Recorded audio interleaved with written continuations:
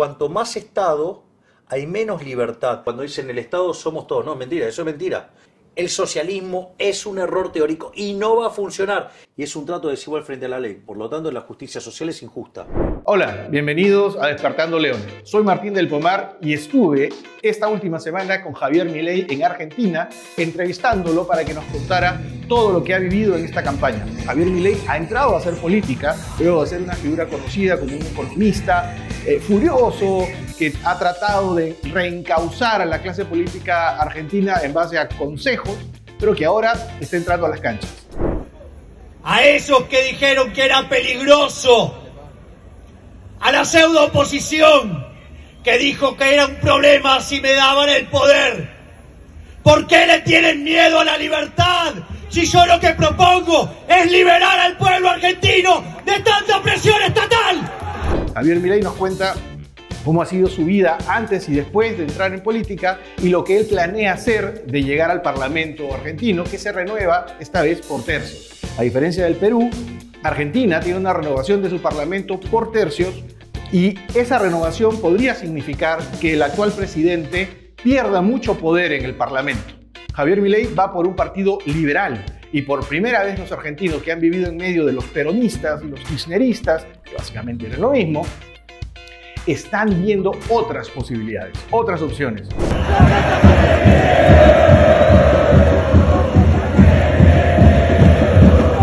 Obviamente, la casta tiene miedo. Y Javier Milei encarna la posibilidad del liberalismo, la opción de la libertad. ¡Viva la libertad, carajo! ¡Viva la libertad, carajo! ¡Viva la libertad, carajo! Está creciendo como la espuma, al parecer va a ser una gran sorpresa el día de las elecciones y él nos ha contado directamente cuál es su opinión acerca de lo que pasa en Argentina y lo que va a pasar en Latinoamérica y tiene también algunas palabras para el Perú. Bienvenidos.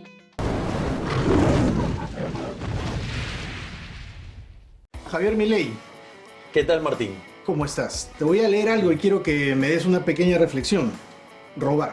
Quitar a una persona algo que le pertenece con ánimo de lucro, por medio de la violencia o la intimidación o la utilización de la fuerza.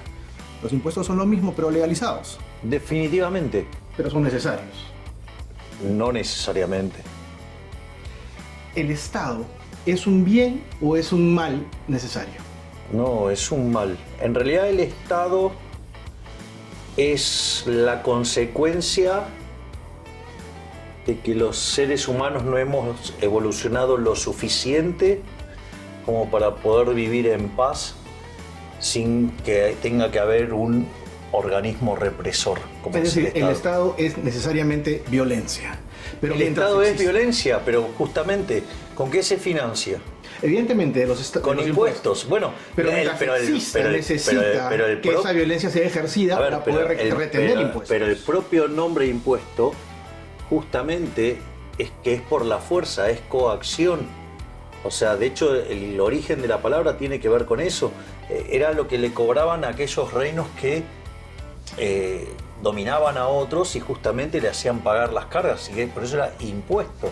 Es decir, es algo violento, es algo que se hace por la fuerza. Nadie paga los impuestos voluntariamente. Los liberales están completamente de acuerdo en eso contigo, pero ¿por qué el resto No de la les- gente no lo asume como tal? No. El ciudadano de a pie no tiene la conciencia Bueno, de que pero- hay un grupo de personas que por medio de la violencia están quitándole cosas. ¿Por qué no lo asumen? Bueno, a ver, hay dos cuestiones. Primero, que no todos los liberales piensan de la misma manera. Hay distintos grupos de liberales. Están los liberales clásicos, están los liberales minarquistas y están los liberales anarquistas. En mi caso, yo filosóficamente soy anarcocapitalista, por lo tanto, para mí el Estado es un aparato represivo que nos roba, que siempre hace daño, pero esa es la posición de los anarcocapitalistas. De hecho, en la vida real, yo soy minarquista, o sea, lo que se llama el Estado gendarme, que se dedica a seguridad y justicia, o que vendría a ser el modelo de Estado que se deriva del trabajo de Nozick, en Anarquía, Estado y Utopía. Por ende, tú sí crees que el Estado debe cobrar impuestos. No, yo lo que creo es que el fracaso de la sociedad para convivir armoniosamente deriva en la existencia del Estado. La propia derivación del Estado que hace el producto de eso. O sea, el producto del fracaso, digamos, de la sociedad. Fracasa la sociedad en la búsqueda, ¿sí?, de la convivencia, entonces de la convivencia pacífica. Porque esto, suponete dos vecinos y a uno le gusta escuchar la música fuerte y el otro, digamos, se siente muy incómodo porque, no sé, le gusta estudiar, por decir algo. Entonces, ahí hay un conflicto. Entonces, ¿cómo se resuelve ese conflicto? Bueno, va y le dice, por favor, no lo hagas, el otro dice, no me importa, y entonces se empiezan a pelear. En esa pelea, como cada uno de estas partes siente que su propiedad está en riesgo, ¿qué hacen? Se quedan en su casa cuidando su propiedad.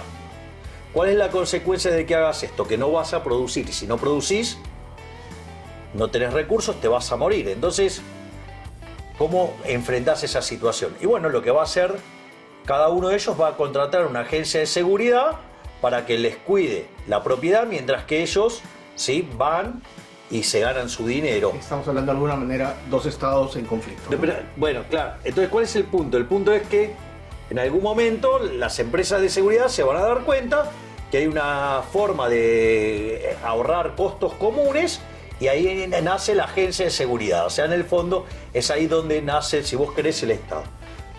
Para mí el ejemplo tiene algunos vicios en términos de que ahí, digamos, voluntariamente se pagó a estas agencias, y entonces vos llegás a un acuerdo.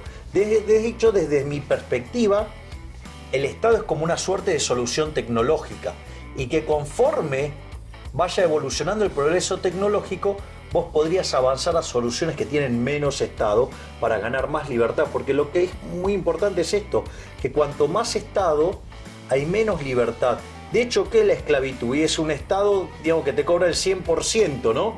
Bueno, eso es lo que son los regímenes comunistas también. Como Corea del Norte, como Cuba, donde el total de tu trabajo se lo queda el Estado. Exactamente. Pero finalmente, si se tienen que pagar impuestos, si se tienen que recolectar, la idea, entiendo, es que se haga en la menor proporción posible para que los privados puedan producir libremente, generar riqueza y que el Estado solo obtenga lo necesario para determinadas cosas.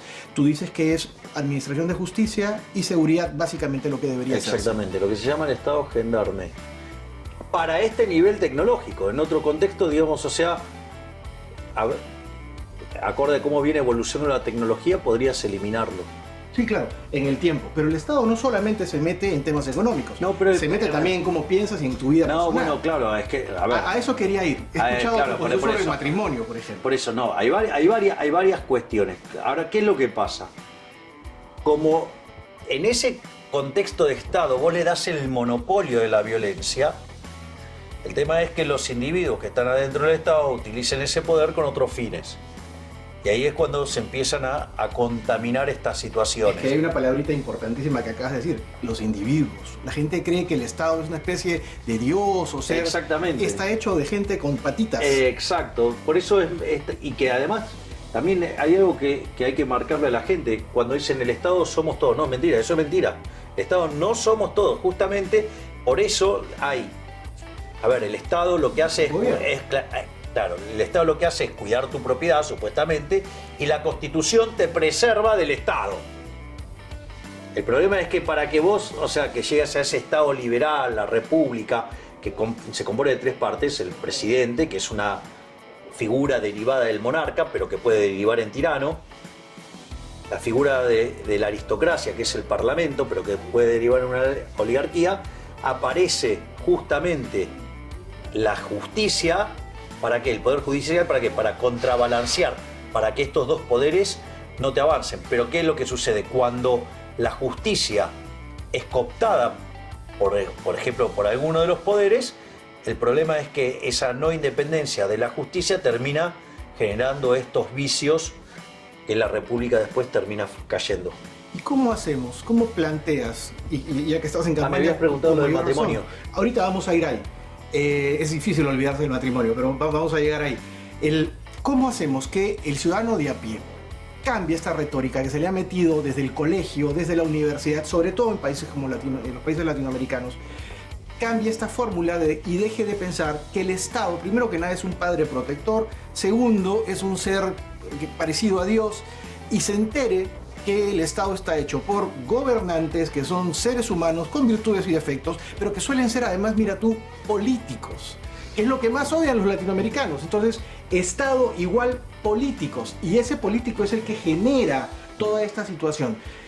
¿Cómo planteas tú explicarlo a la gente? Mira, esto es muy interesante. Esto en algún momento lo plantea Hayek y dice: la misión del economista es mostrarle, ¿sí?, a la sociedad qué cosas no se pueden hacer, ¿no? O sea, todas esas cosas que te prometen los políticos y que no las pueden hacer.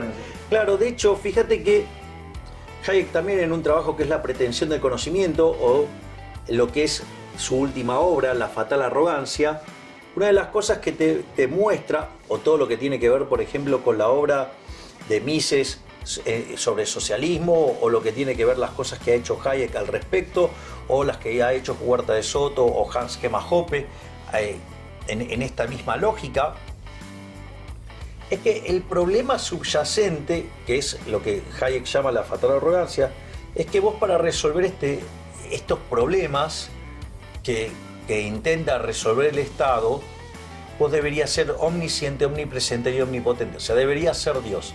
Y la verdad es que no son Dios. O sea, por eso en algunos de mis discursos yo enfrento a los políticos y les digo: ustedes no son Dios. O sea, aun cuando fueran muy inteligentes y todos, o sea, pero no son Dios.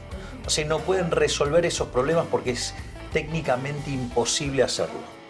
Entonces, pero con los demás ángeles, ¿no? Había que conseguir ángeles que sean los pero gobernantes. no, bueno, claro, pero no lo son, pues al final pero son seres humanos. Claro, exacto, ese es el punto, porque vos, el argumento central es que no es una cuestión de que no sean lo suficientemente inteligentes, porque podrías poner a John Boy Neumann, a Alan Turing, sí, a Albert Einstein, a quien vos quieras. No es un problema de que sean, claro, no es un problema de que sean buenos, porque podrías poner a Juan Pablo II, podrías poner a la Madre Teresa de Calcuta y a Gandhi, y aun cuando los pusieras a todos juntos no va a funcionar, porque el problema es que el socialismo es un error teórico, no funciona. El socialismo es un error teórico y no va a funcionar. Es el resultado de un conjunto de trasnochados metidos, encerrados en un cuarto, digamos, donde derivaron que creían que podían determinar el destino de todos desde planificarle la vida a todo el mundo. Exactamente. Incluso con el matrimonio, digamos.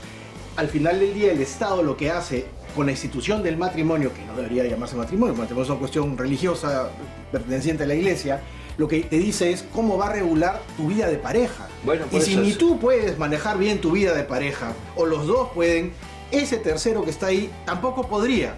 ¿Qué planteas tú desde el punto de vista liberal sobre lo que debería pasar con cosas como el matrimonio, o como el uso de drogas recreativas? A ver, yo tengo un punto muy claro sobre el matrimonio, que para mí es un contrato. Es decir, entonces es un acuerdo entre partes. O sea, y mientras que esos acuerdos son voluntarios, no tiene que haber ningún tipo de problema. El punto es partes las que quieras. A mí me da lo mismo eso. O sea, matrimonio de 5 personas, si quieren. No sé, digamos, o sea, es un acuerdo como vos quieras, lo que quieras. Entonces, ¿cuál es el punto? El punto acá es el siguiente. Mientras que los acuerdos son voluntarios, o sea, el punto es: ¿qué tiene que hacer el Estado ahí? Digo, ¿cómo el Estado va a saber mejor qué quiere, digamos, ese conjunto de personas que están haciendo un acuerdo para el cual van a convivir juntos? Y las reglas con las cuales van a convivir, ¿es un problema de ellos? ¿Qué tiene que estar metiéndose el Estado? Lo más probable es que cuando el Estado se mete, causa daño. De hecho, la prueba más tangible del daño que causa es que la presencia del Estado hace que empeore la calidad del vínculo. Porque como romper el contrato es costoso, porque está el Estado en el medio, y entonces poner reglas, explicarlo con ellos. Claro, reglas sobre cómo se rompe el contrato, y que lo hace muy costoso, aparece el problema del moral hazard, o sea, lo que se llama el riesgo moral. ¿Qué quiere decir el riesgo moral? El riesgo moral es que cuando vos estabas fuera del contrato te portabas de una manera, cuando estás en el contrato te portabas de otra. Entonces, por ejemplo, lo que vos notás es que las parejas, por ejemplo, antes del matrimonio se llevan bárbaro. Y después con el matrimonio se llevan... Parece que algo cambiará. Claro, sí, bueno, claro, está el contrato. ¿Por qué? Porque vos cuando estás en el vínculo sin el contrato, costoso de romper por la presencia del Estado, ¿qué pasa? Si vos, o sea, haces algo que a tu pareja no te gusta, pista, se rompe digamos, el acuerdo, te vas y de vuelta al mercado. De vuelta al mercado. Claro. ¿Ok? Ahora, ¿qué es lo que pasa? Cuando vos estás con un contrato que es costoso romper, aparece el moral hazard. Y porque total hay una instancia de negociación adicional. Es un contrato impuesto, no es un contrato que tú hayas hecho, es un contrato impuesto por un tercero que no tiene nada que ver contigo. Igual, claro, igual vos lo firmaste también, ¿no? O sea, digo, hay una cuestión de... Pero no tienes opción, es más. No, bueno, digo, tienes la opción de no casarte. Sí, pero si convives con una persona más de 2 años, al menos en el Perú, ya te lo regulan. Ya te lo firmaron. Exacto. Ya te lo firmaron. Exacto, ya te lo regulan. Por eso lo único que hace es lo mismo que pasa siempre, digamos, cuando aparece el Estado. A ver, los planes contra el hambre, ¿qué generan? Más hambre. Los planes contra el desempleo, ¿qué generan? Más desempleo. Bueno, decir, esto es igual. Contrato libre, ¿no? Cada uno hace su propio contrato. Probablemente habría menos divorcios si cada uno firmara un contrato personalizado que no sea el contrato que te obliga a firmar el Estado, probablemente. Javier, yo te encuentro bastante, no sé si es el cansancio porque estás ya terminando la campaña, pero normalmente cuando yo le pregunto a alguien sobre ti, alguien que no conoce mucho de temas liberales o de tu carrera, me dicen, sí, el furioso, el de la peluca, el furioso de la peluca rabiosa. Me dicen, siempre está enojado, tratando. ¿Tú sientes que esa imagen realmente te representa o crees? Ahora, hay razones por estar molesto, no más en Latinoamérica, más en Argentina. Bueno, a ver, el punto es... Lo que hacen es tomar algunas participaciones mías en televisión y no la contextualizan. Esto es muy importante. Esa imagen que la gente tiene mía deriva de lo que eran mis primeras presentaciones en un programa que se llamaba Intratables. Bueno, no. Bueno, por eso. Era un programa de mucho debate político y lo que la gente no toma dimensión es que en ese programa, en general, yo tenía que enfrentarme en los debates a más de 10 personas, porque todos abrazaban ideas colectivistas. Y eran siempre un 10-1, un 12-1, 15-1. Y una de las tácticas que utiliza la izquierda es que cuando vos estás hablando, te hablan encima. Entonces, como yo estoy acostumbrado a ir razonando lo que voy diciendo, o sea, yo no tengo un cassette. O sea, yo, digamos, vos me preguntás y te contesto. O sea, yo no sé lo que me vas a preguntar, pero además ni me interesa saber qué me vas a preguntar, porque digo, o sea, me gusta esa adrenalina. Entonces, una de las cosas que pasaba es que para poder hacer el razonamiento, yo me tengo que escuchar a mí mismo. Entonces, ¿qué es lo que pasa? Cuando vos me empezás a hablar encima, yo tengo que levantar el tono para poder seguir el razonamiento. Y ese programa, digamos, exacerbaba eso. Yo, de hecho, dejé de ir a ese programa por voluntad mía, porque una de las cosas que además hacía ese programa, que esto yo me enteré porque en algún momento en el panel estaba un amigo mío y me lo contó. O sea, desde la producción pedían que me agredieran. Para picarte, para entender esos clips. Ahora, pero esto es importante. Entonces pedían que me agredieran. Y después, cuando conseguían agredirme y que yo reaccionara, después tomaban esas tomas y las reproducían todo el día en el canal, claro, mostrándome como un monstruo. Entonces, lo que hice es, no fui más a ese programa. Ahora, lo que intentaban era poner un personaje sobre ti. Sin embargo, ese personaje, creo yo, esta es una impresión mía, para toda la gente que está harta, toda la gente que sufre los problemas del colectivismo y del socialismo, representó una persona que gritaba sus ideas. Es decir, pueden haber querido dañarte, pero yo creo que en el fondo, aunque no fue el objetivo de ellos. Exactamente. O sea, el objetivo de ellos era generar rating, porque les generaba rating mi forma aguerrida de defender las ideas, y a ellos no les importaba si en el medio destrozaban mi vida. O sea, eso no lo... entonces, Bueno, pero... Sin embargo, algo de bueno terminó teniendo porque mucha de la No, gente yo que no- veía eso terminaba mirando algún clip tuyo. Bueno, Ya algo- veía una cosa más grande, ¿no? Más, Bueno, más por extensa. algo lo que uno ve es el impacto que ha tenido mis distintas presentaciones. O sea, yo antes de la pandemia hacía presentaciones por todo el mundo y asistían entre 1.000 y 5.000 personas. Digo, no es un número fácil para acceder de un economista. O recientemente, en mayo, junto a Gloria Álvarez, batimos el récord mundial con la clase de economía más grande de la historia de la humanidad. Para batir el récord necesitábamos tener 3.000 personas en línea durante 20 minutos y tuvimos 20.000 personas durante más de una hora, o sea que por varias veces superar. Y eso porque se topearon los Zooms, porque el Zoom no tiene capacidad más que para 10.000. Por lo tanto, digamos, también batimos el récord mundial de Zoom, porque nadie había usado un Zoom tan grande y nosotros topeamos 2. Entonces, en ese contexto, la realidad es que esto está funcionando y bueno, fue quizás parte del camino que tuve que recorrer, digo, efectivamente lo fue, para estar en la situación donde estoy hoy. De hecho, por ejemplo, yo Pandenomics lo presenté en 20 países del mundo durante la pandemia. O sea, y fue el libro más vendido de economía en Argentina el año pasado. Entonces, Sin querer terminaron haciéndote un bien a ti y esperemos un bien a Argentina, porque estas ideas tarde o temprano van a terminar, esperemos, llegando a donde deben estar para generar los cambios que Argentina requiere, supongo. bueno, de hecho, Martín, si vos te fijás, si hay algo que caracterizó todo el debate desde todo lo que fue la campaña de las PASO hasta acá, fue que todo el arco político debió correrse hacia las ideas de la libertad. O sea, y logramos poner en el centro de la escena las ideas de la libertad. El debate. Entonces, me parece que eso ya es un avance importante. Para aquellos que nos van a ver en Latinoamérica, digamos, comunista es Cuba, Venezuela intenta estar en el camino, pero se dice que los demás países no son socialistas, no son comunistas, sino que están en camino a una correcta redistribución de la riqueza. O sea, que todos abracen el manifiesto comunista. Bueno, eso es lo que dicen intentar. ¿Qué tiene de malo? Bueno, pero ¿Qué están tiene de abrazando malo? el manifiesto comunista. ¿Qué tiene de malo redistribuir la riqueza, Javier Milei?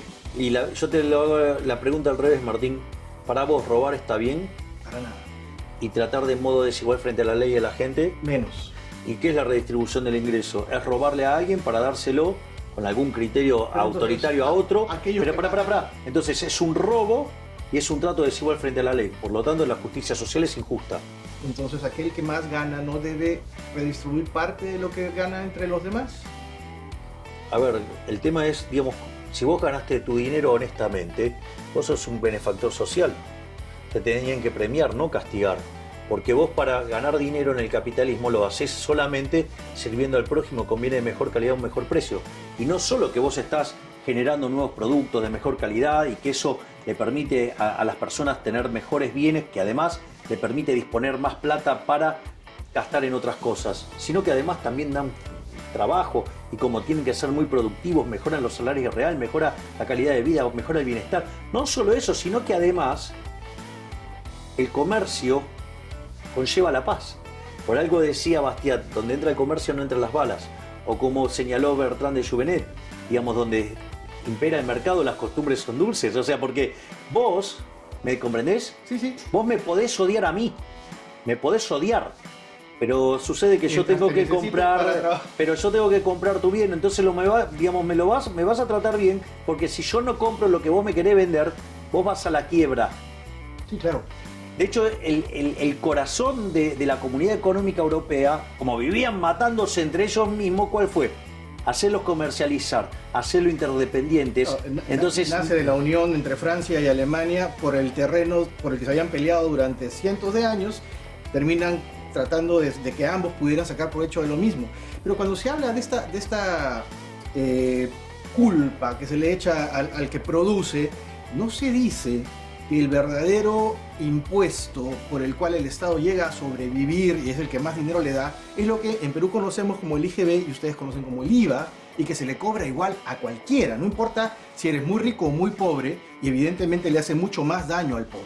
obvio, porque el pobre no tiene capacidad de ahorro. Ahora, respecto a eso, en Argentina, la cantidad de subsidios y la cantidad de programas sociales y la cantidad de gastos que tiene el Estado, ¿se puede cortar? Pero puedo Sí. ir a un tema anterior, Martín, porque me parece importante que la gente lo sepa. Vos, lo que se ve en los análisis de izquierda, todo lo que tiene que ver con el tema de la desigualdad, lo primero es cuál es el indicador que vas a usar para medirlo. En general la gente ni siquiera sabe lo que hay adentro del indicador. O sea, te lo hago un ejemplo. Mucha gente usa el indicador Rauschiano, que es tomar el decil más alto contra el decil más bajo. Ponele el 10 contra el 1. Ahora pregunta, si yo hago una transferencia igualadora del 9 al 2, eso es una transferencia igualadora. Sin embargo, el Rauschiano no lo mide. Bueno, o sea, o que elijan el Gini y no saben cuál es el problema, digamos, adentro del... Digamos, no captura la redistribución dentro del grupo. O sea, hay un montón de cuestiones de falla. Bueno, ponele que al final del camino todos descubren el Atkinson, entonces entienden ahora, saben de los indicadores. Ahora, el problema es que el indicador en sí mismo no dice nada si vos no conocés el proceso que está detrás de eso. Pues yo te digo, supongamos que trabajamos con el Rauschiano. Entonces tenemos una sociedad donde el Rauschiano es 99, porque hay uno que gana 99 y otro que gana 1. Va a venir el socialista y va a decir, ¡ay, qué cosa injusta! ¡Qué aberración! Hay que sacarle 49 al maldito que gana 99 y dárselo al pobre que gana 1. Saco un robo, un trato desigual frente a la ley.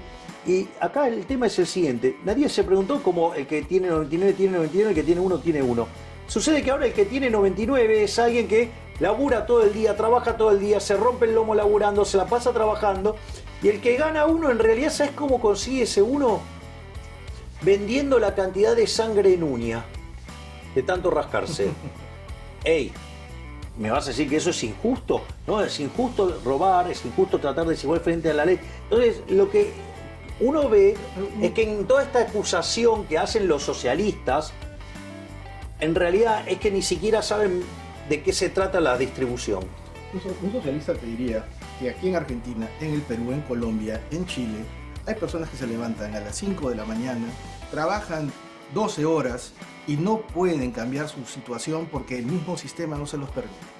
Bueno, el problema Ese es, no se está rascando, ese no bueno, recibe subsidios. Sí, está bien, pero el problema es que ellos no tienen una buena teoría del valor, porque ellos creen que las cosas, el valor lo genera el trabajo. Mirá, yo puedo ser extremadamente laborioso,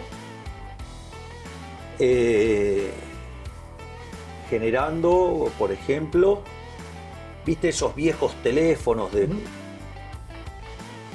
que hasta necesitabas hacer un entrenamiento de pesas para levantar el tubo? Bueno, vos podés llegar a ser muy bueno haciendo eso, pero eso hoy no lo quiere nadie. Es decir, los socialistas lo que no entienden es que el valor viene determinado por las preferencias y la escasez, ¿sí? Y, digamos, entonces, eso es lo que va a determinar el valor de las cosas. Y no la cantidad de trabajo que vos les pongas, porque en realidad... Y al final esto hace que las sociedades se desarrollen más o no, el pero Estado claro, porque vos fíjate... aplica paliativos nada más. A ver, el Estado solo hace daño. A ver, el punto es el siguiente. Lo que vos tenés es que si la teoría objetiva del valor tuviera sentido, ya sea la teoría del valor trabajo o cualquiera que haga un cómputo de costos para determinar un precio, si tuvieran sentido, ¿sabes qué? No habría quiebras. Sí, claro. Al final... O sea, y ese mundo no existe. Si tienes el valor, finalmente tu empresa sigue existiendo. Quería hacer un cambio radical en nuestros temas. ¿Qué país te parece, o mejor dicho, vamos a la pregunta directa, a la oposición de qué país en Latinoamérica tú les darías armas para que enfrenten un gobierno? ¿Crees que ese es un camino? No. ¿Ni en Cuba? No. ¿Ni en Corea del Norte? No, nunca la solución es violenta en el ex ante. No, nunca la solución es violenta. Es decir, el problema es que cuando vos le das el monopolio de las violencias al Estado, puede haber unos locos que se alcen con el poder. O sea, vos lo que tenés que evitar es llegar a esa situación. Ahora, Después, Pero dile eso a un venezolano, dile eso a un cubano. ¿Crees que no tienen derecho a dile eso a un peruano si es que el actual presidente cierra el Congreso y empieza a imponer? y la pregunta es cómo es que, digamos... Pero ¿cómo llegaron ahí? Pero ya llegaron. Está bien, pero digo, es la consecuencia de tus malas decisiones. No, es decir, deberías saberlo... No siempre, digamos, cuando hay fraude en las elecciones, cuando no se respetan las Sí, instituciones. pero si vos hiciste fraudes en las elecciones, probablemente tengas un acceso al poder para hacer ese fraude. Digamos, o sea, y esa gente llegó al poder, digamos, seducida por el socialismo. Es decir, en el fondo, el socialismo, digamos, se mete, salvo que sea una cuestión revolucionaria, digamos, o sea, la revolución rusa. Entonces se impuso por la fuerza. Entonces, o la cubana que sacó un gobierno injusto como era el de Batista, digamos.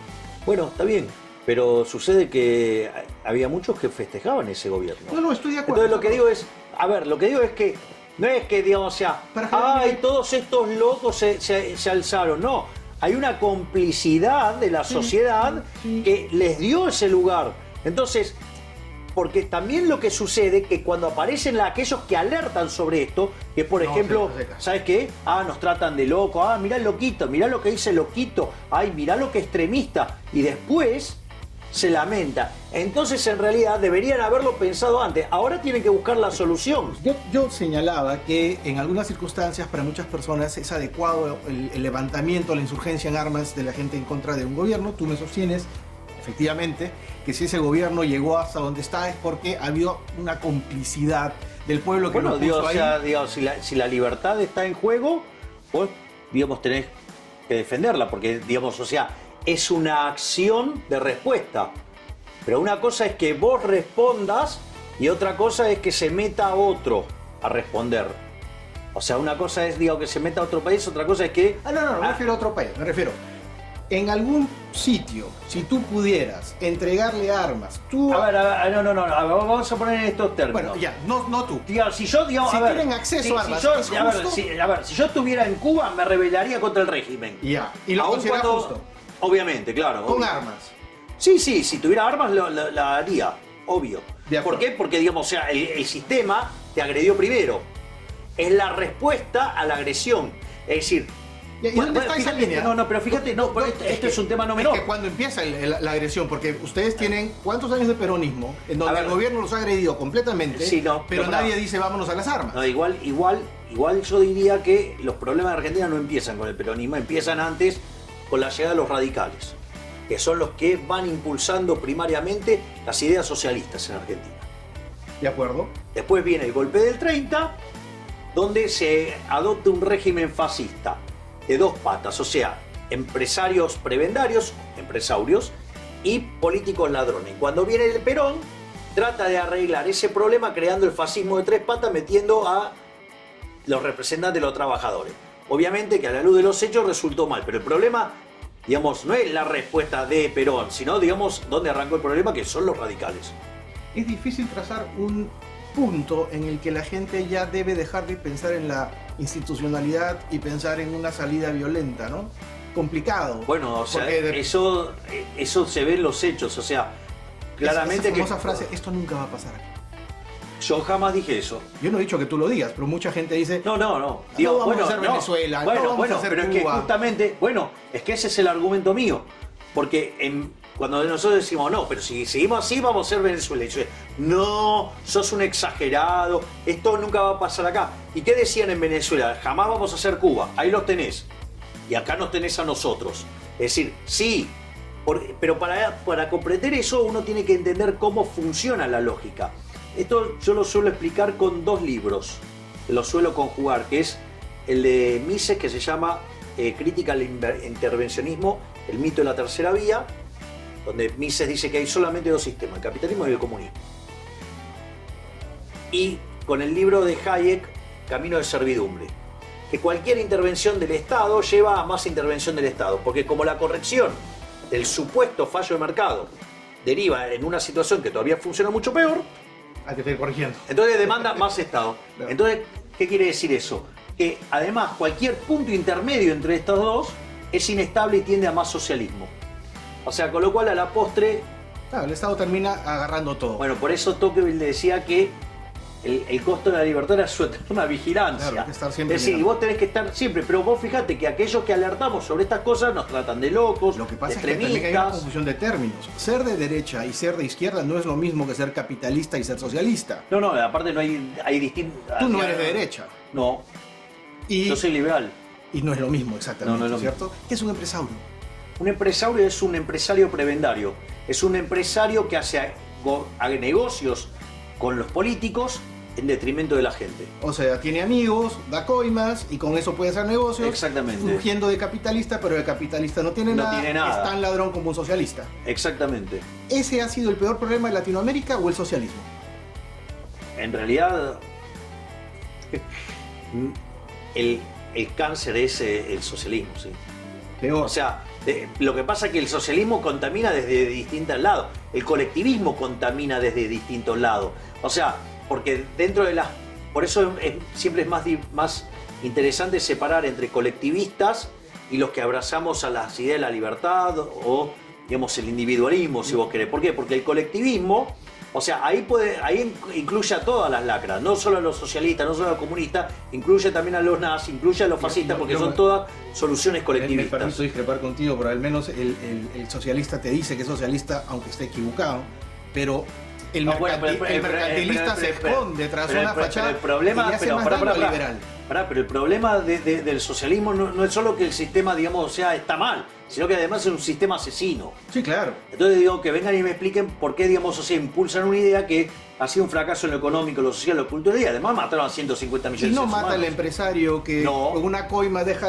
Pero ese no es un empresario, es un empresario. Está bien, pero esa Bueno, persona pero, a asesina ver, también no. de alguna manera. Pero a ver, pero lo que pasa es que el empresario corrupto no puede comprar favores que los políticos ladrones no tienen para vender. Eso es cierto. Entonces el problema es la existencia del Estado. Y todo aquel que propugne un crecimiento y una mayor participación del Estado, aun cuando lo haga de manera ingenua, lo que está proponiendo es más miseria, más hambre y más corrupción. Si el político no es corrupto, es imposible que el empresario corrompa. Exactamente. Es decir, los el empresarios... tema es el Estado. Exacto. La corrupción siempre es inherente a la existencia del Estado. ¿Por qué? Suponete el sector privado.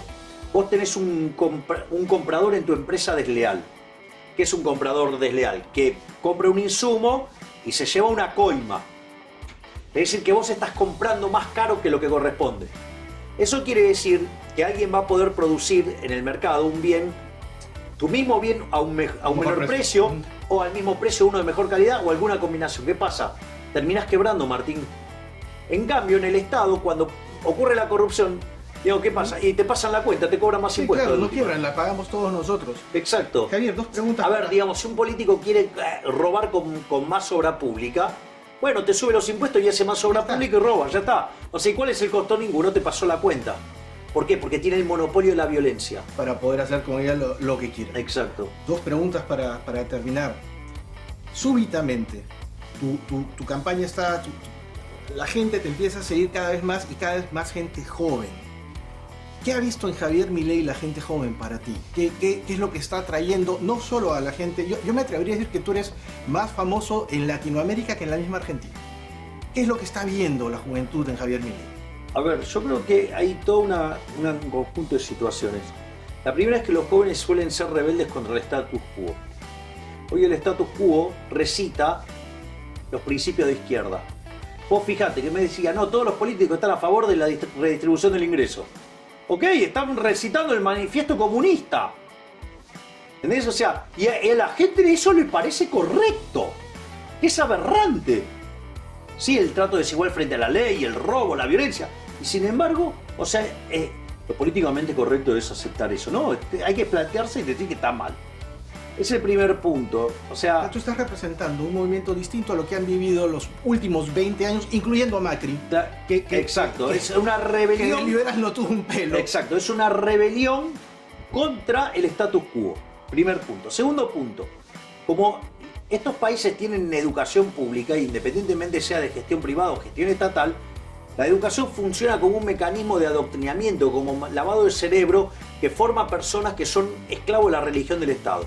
Los más jóvenes, como tienen menos exposición a ese lavado de cerebro, son más proclives a buscar otras alternativas. De hecho, una de las cosas más interesantes es que con la profundización de las redes empiezan a haber otras alternativas. Y lo que le dice el profesor, lo cuestiona y va y busca. Y cuando busca y se metió a buscar, ahí aparece, digamos, la posibilidad de elegir.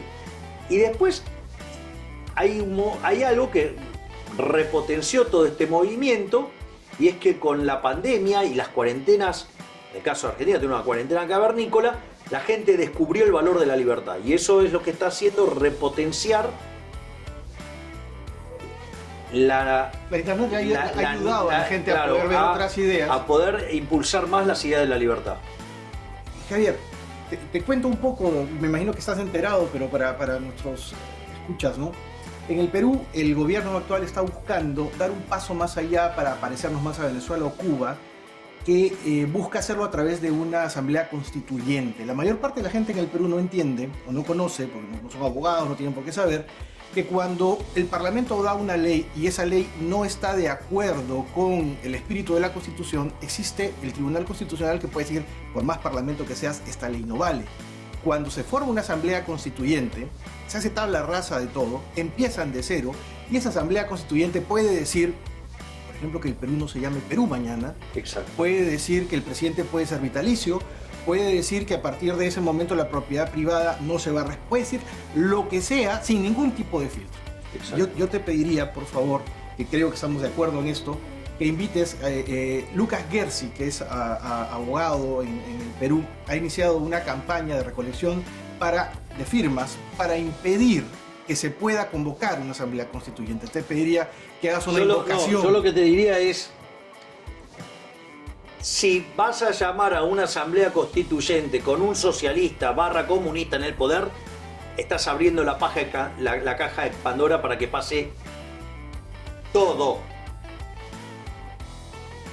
En segundos, además, rápidamente. Obviamente. Nos convertimos en una Venezuela o una Cuba. Y van a avanzar de manera así.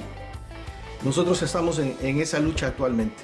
¿Algún mensaje para la juventud del Perú que estamos ahorita enfrentando esta lucha? Que básicamente lo que tienen que comprender es que el liberalismo no solo que es más productivo, lo cual es cierto porque los países más libres son 8 veces más ricos que los reprimidos, el decil más bajo de la distribución está 11 veces mejor que su par en el país reprimido, y además aquellas personas que viven en el decil más bajo de los países libres están mejor que el 90% de la población de los que están en los países reprimidos, que hay 25 veces menos de pobres en el formato estándar, 50 veces menos en el formato extremo, sino que además no es solo una cuestión productiva, es una cuestión moral. La superioridad del capitalismo de libre empresa además es moral, porque el socialismo está basado en la envidia, en el odio, en el resentimiento, en el trato desigual frente a la ley, en el robo y, si es necesario, también en el asesinato, ¿sí? Mientras que el liberalismo está basado en el respeto irrestricto del proyecto de vida del prójimo, basado en el principio de no agresión y en defensa del derecho a la vida, a la libertad y a la propiedad. Por eso aquellos países que abrazan a la libertad prosperan, porque solamente se puede ser exitoso sirviendo al prójimo con bienes de mejor calidad a un mejor precio, y donde además las instituciones del capitalismo promueven el bienestar y la paz porque están basados en la propiedad privada, en los mercados libres, esto es decir, sin intervención del Estado, en la competencia, en la libre entrada y salida, ¿sí? En la división del trabajo y la cooperación social. Por lo tanto, no se dejen arrastrar por ese falso